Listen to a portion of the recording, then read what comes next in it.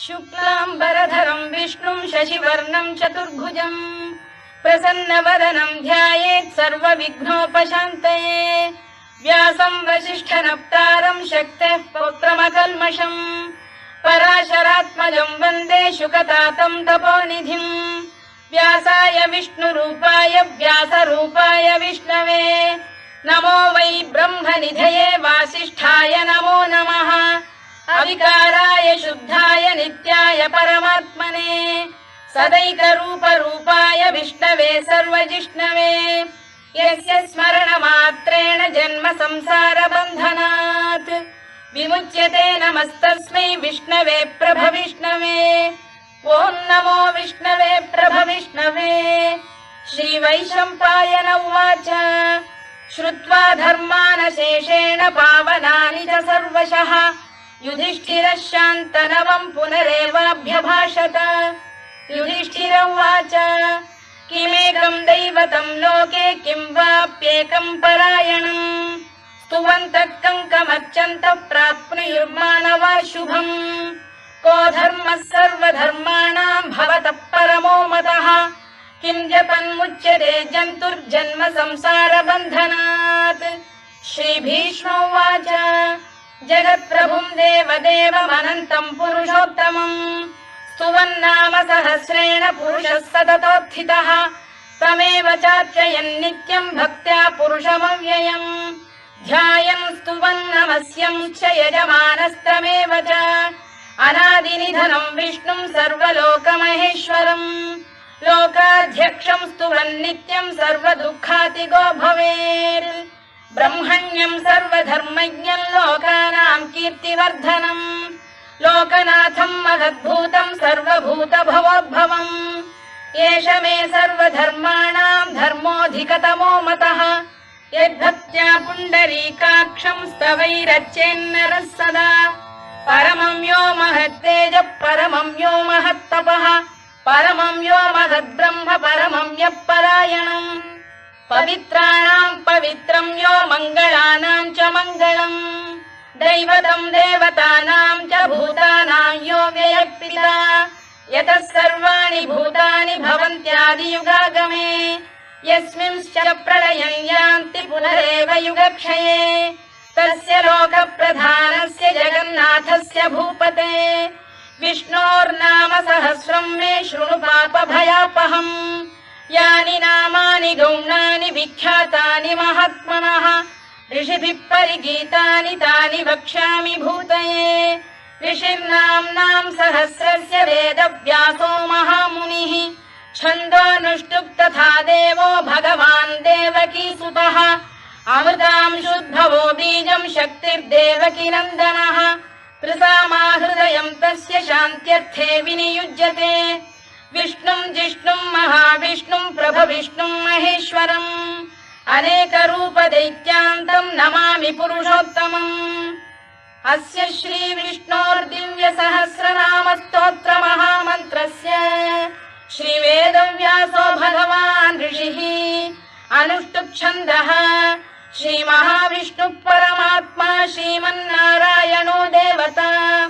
अमृतांशोद्भवो भानुरिति बीजम् देवकी नन्दन सृष्टेति शक्तिः उद्भवः क्षोभणो देव इति परमो मन्त्रः शङ्खबृन्नन्दकी चक्रीति कीलकम् शार्ङ्गधन्वा गदाधर इत्यस्त्रम् रथाङ्गपाणिरक्षोभ्य इति नेत्रम् त्रिसामा सामगः सामेति कवचम् आनन्दम् परब्रह्मेति योनिः ऋतुः सुदर्शनकाल इति दिग्बन्धः श्रीविश्वरूप इति ध्यानम् श्रीमहाविष्णुप्रीत्यर्थे सहस्रनाम जपे विनियोगः। ध्यानम् क्षीरोदन्वत्प्रदेशे शुचिमणिविलसत्सैकते मौक्तिकानाम् मालाक्लुप्तासनस्थस्फटिकमणिनिभैर्मौक्तिकैर्मण्डिताङ्गः शुभ्रैरभ्रैरदभ्रैरुपरि विरचितैर्मुक्तपीयूषवर्षैः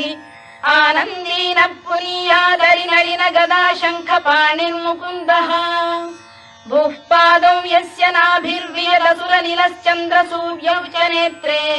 कर्णावाशा शिरोद्यौर्मुखमपि दहनो यस्य वास्तेयमब्धिः अन्तस्थं यस्य विश्वं सुरनरखगो भोगि गन्धर्वदैत्यैः चित्रं रम्यते तं त्रिभुवन वपुषं विष्णुमीशं नमामि। ॐ नमो भगवते वासुदेवाय। शान्ताकारं भुजगशयनं पद्मनाभं सुरेशं विश्वाधारं गगनसदृशं मेघवर्णं शुभाङ्गम् लक्ष्मीकान्तं कमलनयनं योगिधृध्यानगम्यं वन्दे विष्णुं भवभयहरं सर्वलोकैकनाथम्। मेघश्यामं पीतकौशेयवासं श्रीवत्साङ्कं कौस्तुभोद्भासिताङ्गम् पुण्योपेतं पुण्डरीकायताक्षं विष्णुं वन्दे सर्वलोकैकनाथम्। नमः समस्तभूतानामादिभूताय भूभृते अनेकरूपरूपाय विष्णवे प्रभविष्णवे सशङ्खचक्रं सकिरीटकुण्डलं सपीतवस्त्रं सरसीरुहेक्षणं सहारवक्षस्थलशोभिकौस्तुभं नमामि विष्णुं शिरसा चतुर्भुजम्। छायायां पारिजातस्य हेमसिंहासनोपरि आसीनमम्बुदश्याममायताक्षमलङ्कृतम् चन्द्राननं चतुर्बाहुं श्रीवत्साङ्कितवक्षसम् रुक्मिणी सत्यभामाभ्यां सहितं कृष्णमाश्रये।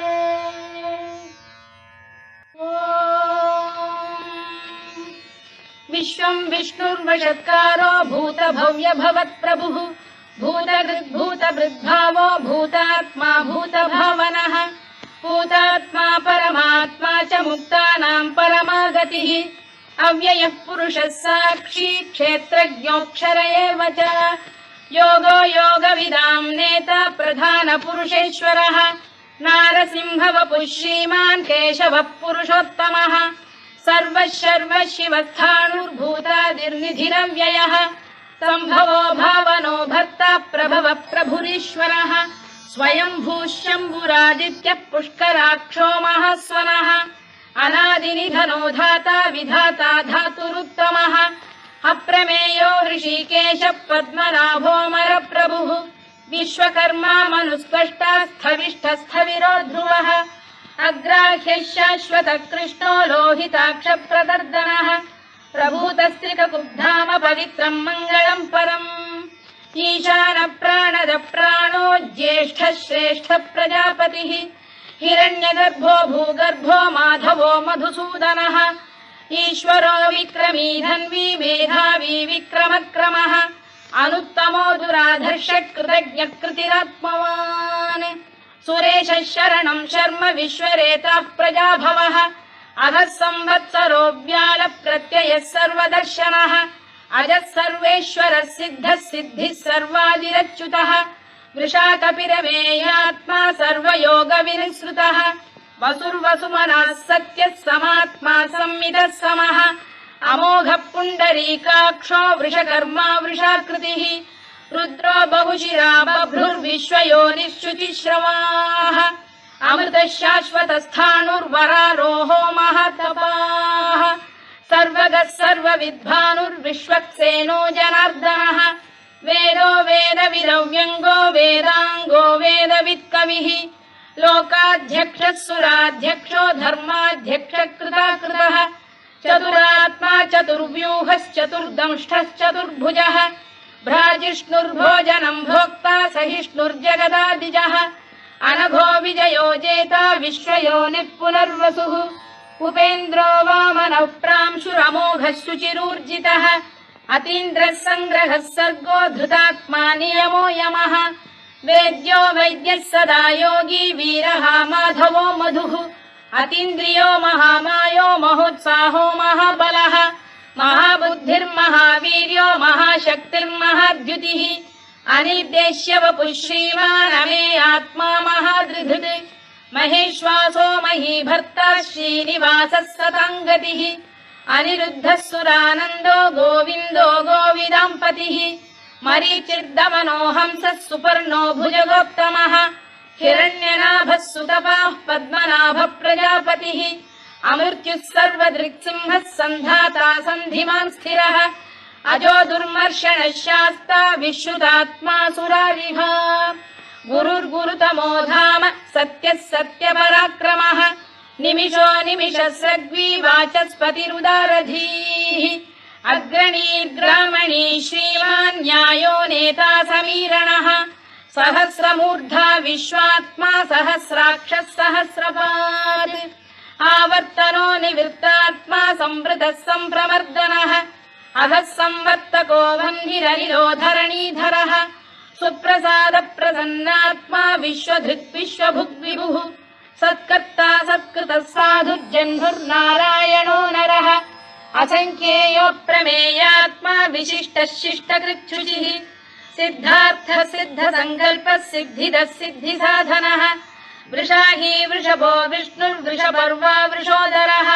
वर्धनो वर्धमानश्च विविक्तः श्रुतिसागरः सुभुजो दुर्धरो वाग्मी महेन्द्रो वसुदो वसुः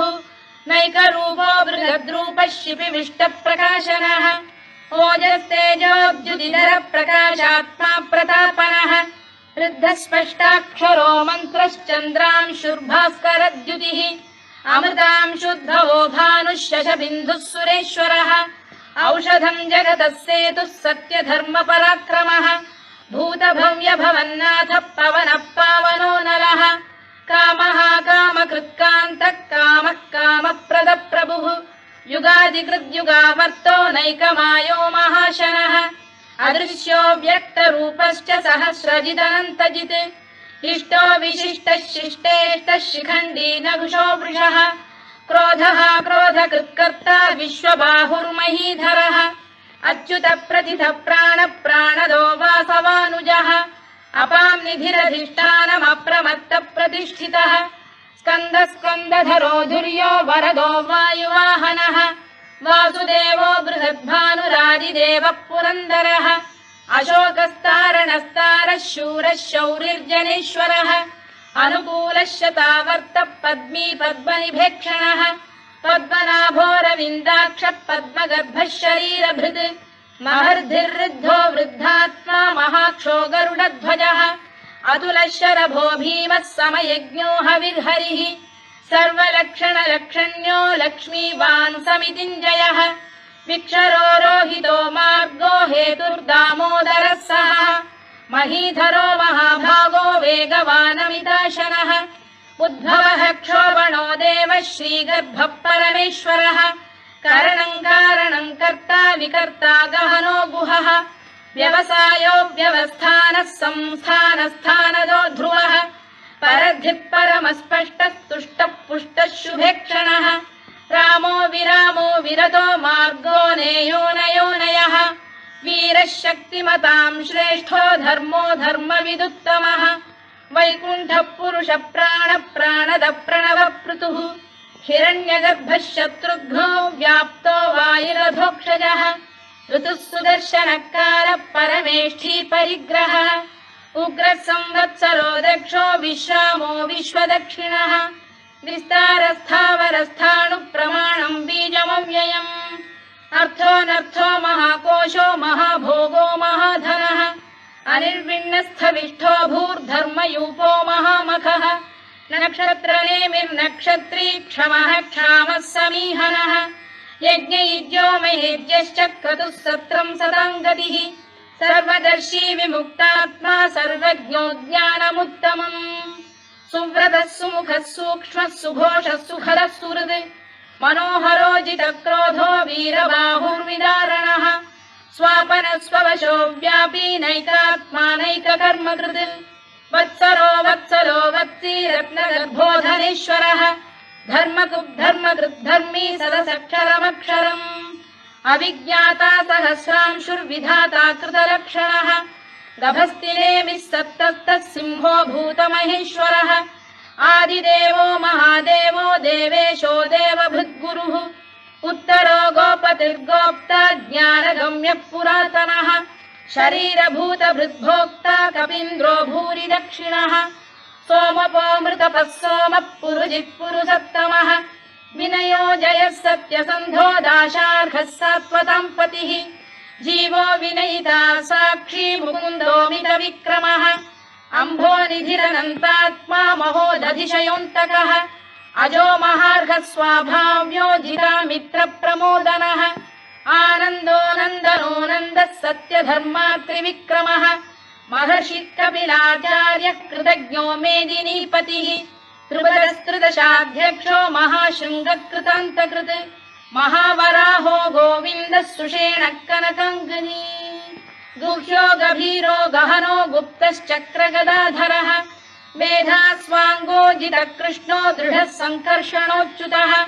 वरुणो वारुणो वृक्षः पुष्कराक्षो महामनाः भगवान् भगहानन्दी वनमाली हलायुधः आदित्यो ज्योतिरादित्यः सहिष्णुर्गतिसप्तमः सुधन्वाखण्ड परशुर्दारुणो द्रविणप्रदः दिवस्पृक् सर्वदृग्व्यासो वाचस्पतिरयो निजः त्रिसामासामगः साम निर्वाणम् भेषजम् भिषज सन्न्यासकृच्छमः शान्तो निष्ठा शान्तिः परायणम् शुभाङ्गः शान्तिदः स्रष्टा कुमुदः कुवलेशयः गोहितो गोपतिर्गोप्ता वृषभाक्षो वृषप्रियः अनिवर्ती निवृत्तात्मा संक्षेप्ताक्षेमकृत् शिवः श्रीवत्सवक्षः श्रीवासः श्रीपतिः श्रीमताम्बरः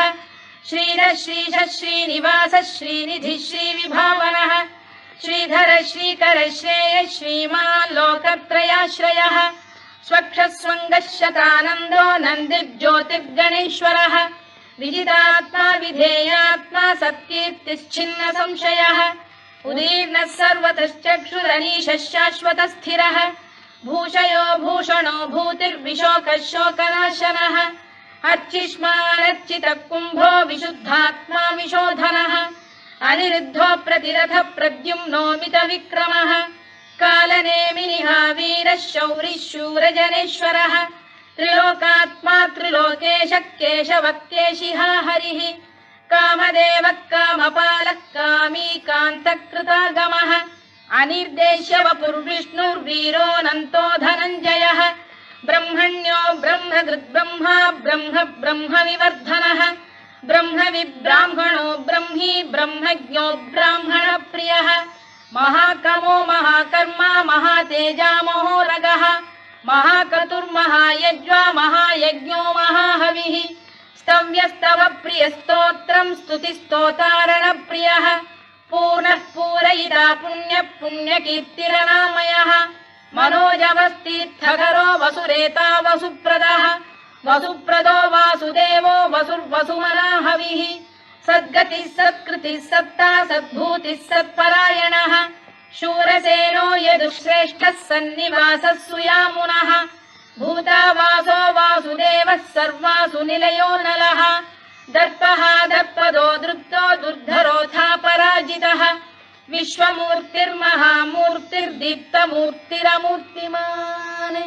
अनेकमूर्तिरव्यक्तः शतमूर्तिः शताननः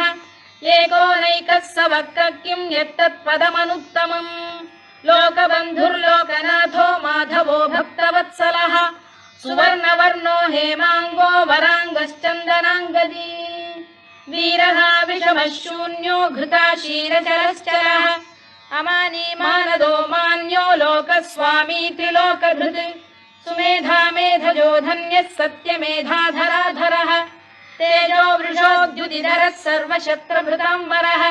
प्रग्रहो निग्रहो व्यग्रो नैकशृङ्गो गदाग्रजः चतुर्मूर्तिश्चतुर्बाहुश्चतुर्व्यूहश्चतुर्गतिः चतुरात्मा चतुर्भावश्चतुर्वेदविदेकपात् समावर्तो निवृत्तात्मा दुर्जयो दुरतिक्रमः दुर्लभो दुर्गमो दुर्गो दुरावासो दुरारिः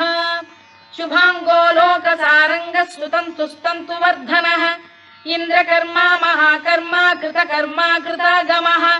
उद्भवः सुन्दरः सुन्दो रत्ननाभः सुलोचनः अर्को वाजसनः शृङ्गी जयन्तः सर्वविजयी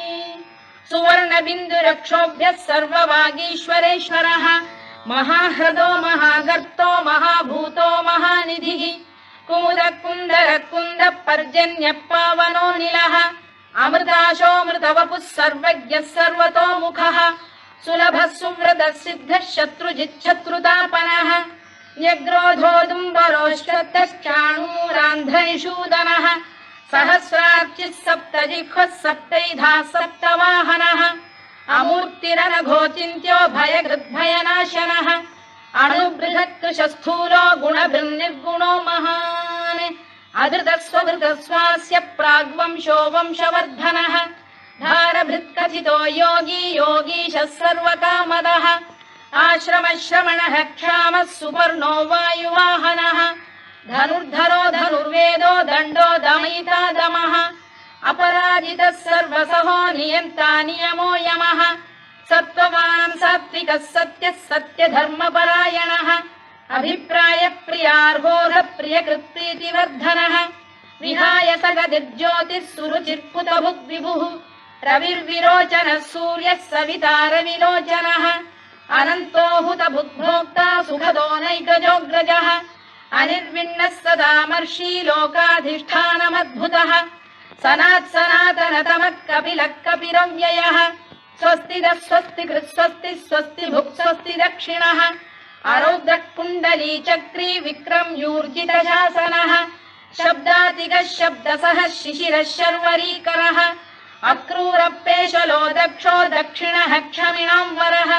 विद्वत्तमो वीतभयः पुण्यश्रवणकीर्तनः उत्तारणो दुष्कृतिः पुण्यो दुःस्वप्ननाशनः वीरः रक्षणः सन्तो जीवनपर्यवस्थितः अनन्तरूपोऽनन्तश्रीर्जितमन्युर्भयापहः चतुरश्रो गभीरात्मा विदिशो व्यादिशो दिशः अनादिर्भूर्भुवो लक्ष्मी सुवीरो रुचिराङ्गदः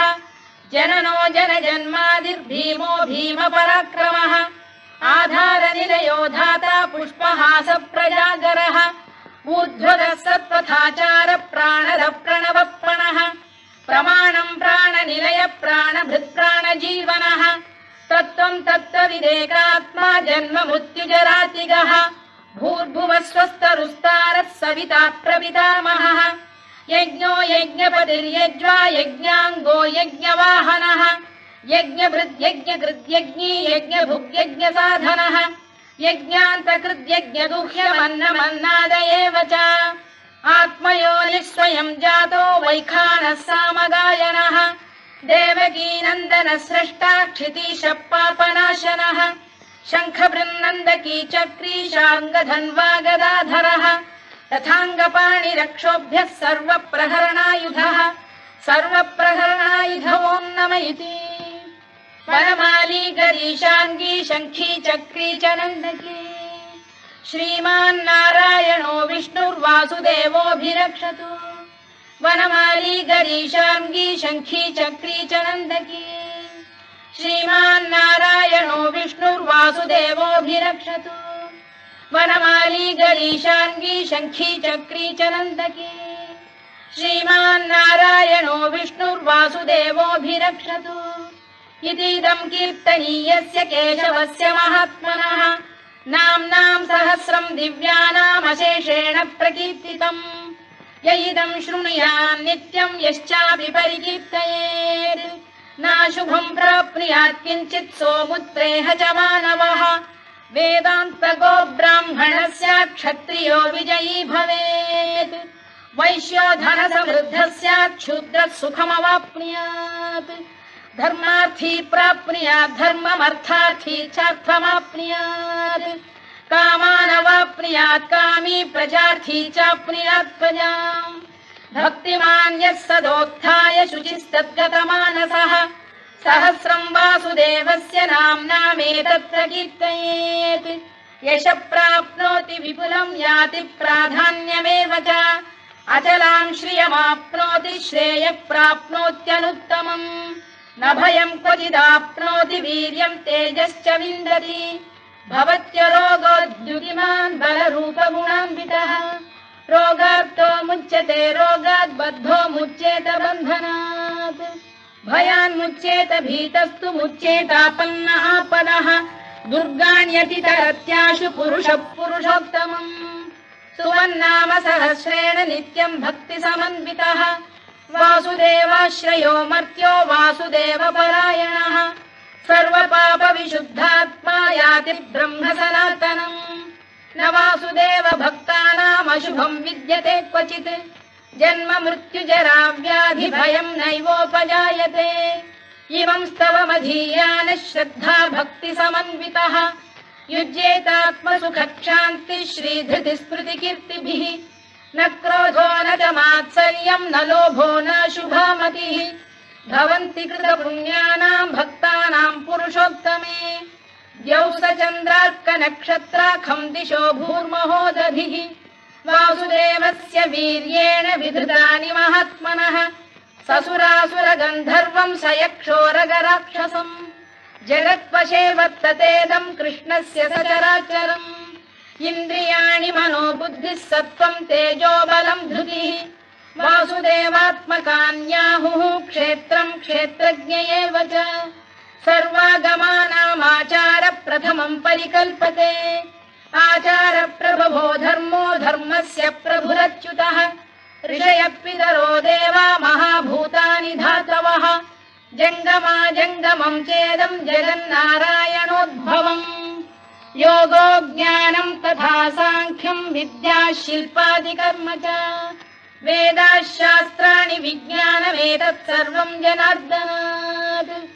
एको विष्णुर्महद्भूतम् पृथग्भूतान्यनेकशः त्रीन् लोकान् व्याप्य भूतात्मा भुङ्क्ते विश्वभुवव्ययः इमं स्तवम् भगवतो विष्णो व्यासेन कीर्तितम् पठेद्य इच्छेत् पुरुषः श्रेयत् प्राप्तुम् सुखानि च विश्वेश्वरमजम् देवम् जगतः प्रभुमव्ययम्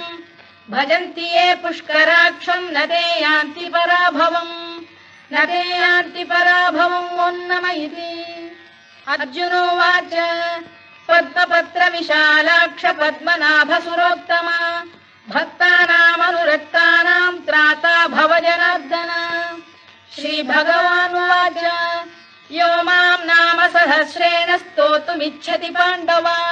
सोऽहमेकेन श्लोकेन स्तुत एव न संशयः स्तुत एव न संशयोन्नम इति व्यास उवाच वासनाद् वासुदेवस्य वासितम् भुवनत्रयम् सर्वभूतनिवासोऽसि वासुदेव नमोऽस्तु ते वासुदेव नमोऽस्तु ते ॐ नम इति पार्वत्युवाच केनोपायेन लघुना विष्णोर्नाम सहस्रकम् पठ्यते पण्डितैर्नित्यम् श्रोतुमिच्छाम्यहम् प्रभो ईश्वर उवाच श्रीराम राम रामेति रमे रामे मनोरमे सहस्रनाम तत्तुल्यम् राम नाम वरानने श्रीराम राम रामेति रमे रामे मनोरमे सहस्रनाम तत्तुल्यम् राम नाम वरानने श्रीराम राम रामेति रमे रामे मनोरमे सहस्रनाम तत्तुल्यम् राम नाम वरानने राम नाम वरानन ॐ नम इति ब्रह्मोवाच नमोऽस्त्वनन्ताय सहस्रमूर्तये सहस्रपादाक्षि शिरोरुबाहवे सहस्रनाम्ने पुरुषाय शाश्वते सहस्रकोटियुगधारिणे नमः सहस्रकोटियुगधारिणे नमः ॐ नम इति सञ्जय उवाच यत्र योगेश्वर कृष्णो यत्र पार्थो धनुर्धरः तत्र श्रीविजयो भूतिर्ध्रुवा नीतिर्मतिर्मम श्रीभगवानुवाच अनन्याश्चिन्तयन्तो मां ये जनाः पर्युपासते तेषाम् नित्याभियुक्तानां योगक्षेमम् वहाम्यहम् परित्राणाय साधूनां विनाशाय च दुष्कृताम् धर्म संस्थापनार्थाय सम्भवामि युगे युगे आर्ता विषण्णाः शिथिलाश्च भीता घोरेषु च व्याधिषु वर्तमानाः संकीर्त्य नारायण शब्दमात्रम् विमुक्तदुःखाः सुखिनो भवन्तु कायेन वाचा मनसेन्द्रियैर्वा बुद्ध्यात्मना वा प्रकृते स्वभावात् करोमि यद्यत् सकलम् परस्मै नारायणायेति समर्पयामि।